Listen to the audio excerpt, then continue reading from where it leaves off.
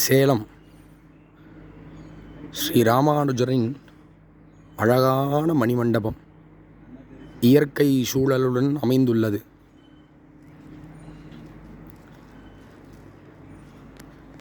காஞ்சிபுரம் தேவநாதன் சுவாமி சன்னதி,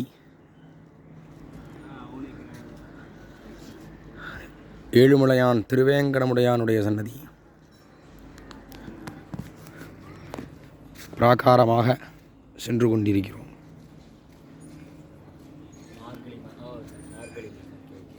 ரொம்ப ஒரு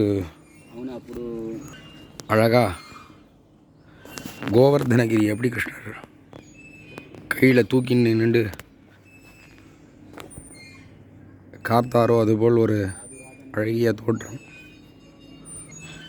அப்படியே வந்தோன்னாக்கா இந்த சிறுவர்களுடைய விளையாட்டு பூங்கா, அதில் அழகாக இந்த சறுக்கி விளையாடுற மாதிரி இந்த யானையிலேயே பண்ணியிருக்கா, ரொம்ப அழகாக பண்ணியிருக்கா.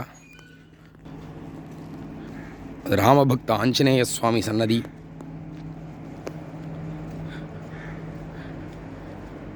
இப்படியே வந்தா மேல்கோட்டை சம்பத்குமாரன் சன்னதி.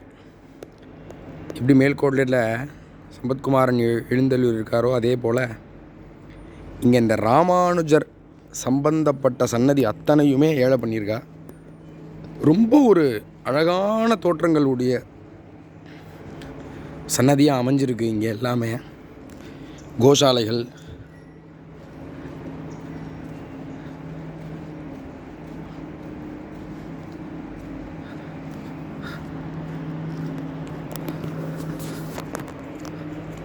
விமானத்தை நன்னா சேவிங்கோ. ரொம்ப ஒரு ஆச்சரியமான விமானம். இந்த விமானம் பிரவாசுதேவன் விமானம். எங்கே பார்த்துருப்பெல்லாம் எல்லாருமே சேவிச்சிருக்கலாம். ஒன்று ஸ்ரீரங்கத்தில் சேவிச்சிருக்கலாம். அந்த ஸ்ரீரங்கத்தில் ரங்கநாதர் எப்படி எழுந்தருள் இருக்காரோ அதுபோல் விமானம் அமைச்சு அவருக்கு கீழே சன்னதி. ரொம்ப ஒரு ஆச்சரியமாக இருக்கார் உள்ள பெருமாள். உள்ள யாரையும் எடுக்கிறதுக்கு அளவு பண்ண மாட்டேன்றா. விசேஷமாக ரொம்ப ஒரு அழகிய தோற்றத்தில் இருக்கக்கூடிய சன்னதி. எல்லாரும் அவசியம் வந்து சேவிக்கணும். இப்போ நம்ம போய் கொண்டிருக்கோம் இல்லையா, இன்றைக்கி இங்கே தான் வருணனுக்குண்டான ஹோமங்கள் நடந்த இடம். ஜுவாலா கூட அப்படியே தகிச்சுன்னு இருக்கு, சேவிச்சுக்கோங்க. எல்லா இடத்துலையும் வெயில் கொளுத்தின்னு இருக்கு.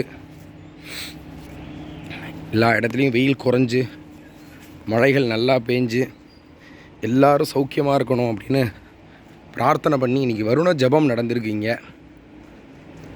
இந்த இடத்துல தான் இன்றைக்கி வருண ஜபம் பண்ணது. இந்த குளத்தில் தான் பிரார்த்தனை பண்ணிக்கோங்க. எல்லோரும் சௌக்கியமாக இருக்கணும். ஸ்ரீமதே ராமானுஜாய நமஹ.